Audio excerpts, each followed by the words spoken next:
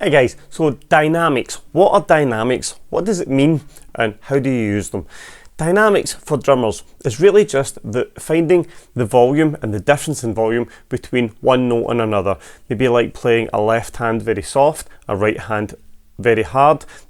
A hard note would be an accent. If you're playing it harder, you're accenting that note, you're making that stand out a little bit more. A ghost note is really when you're just playing it soft, so you want that one to be subtle, more like a texture under a groove, nice and low, just more like a feel when you're playing on most of a snare drum or a hi-hat, something with a hard surface. You can notice the difference with a hard hit. So in these exercises today, I want to try and introduce a few ghost notes. We're not going to do a full lesson on dynamics, we're not going to start from scratch. I'm just going to show you a few grooves that you can use dynamics in. If you can work away at it yourself, you can try and add them into this groove, try and figure these grooves out and put them into other grooves that you've got yourself. See how you get on with that. So this first one has 16th notes in it. Now you'll be used to that if you've looked at some of our other videos. If you haven't, go check, please subscribe.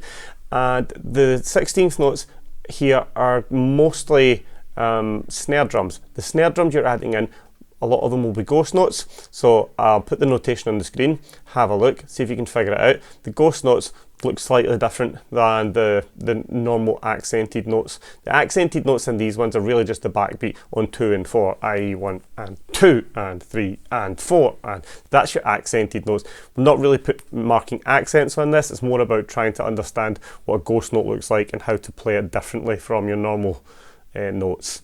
So have a look at this and see how you get on.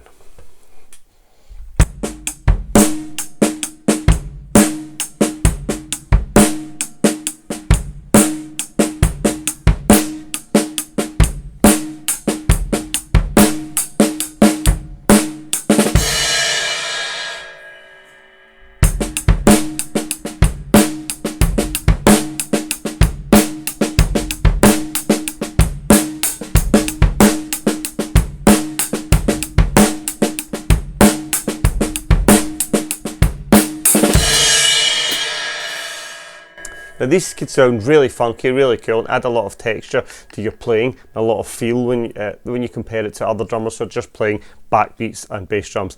The difference is quite noticeable for yourself as a drummer when you're watching other drummers do it. You think that is the difference between someone who's a little bit more intermediate than a beginner drummer who knows how to play the basic beat. Have a look at this a little bit faster just to get the feel of it.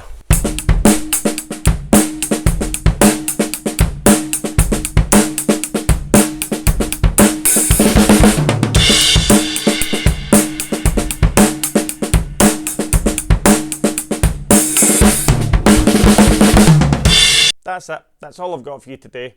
Give it a go. Let me know how you get on.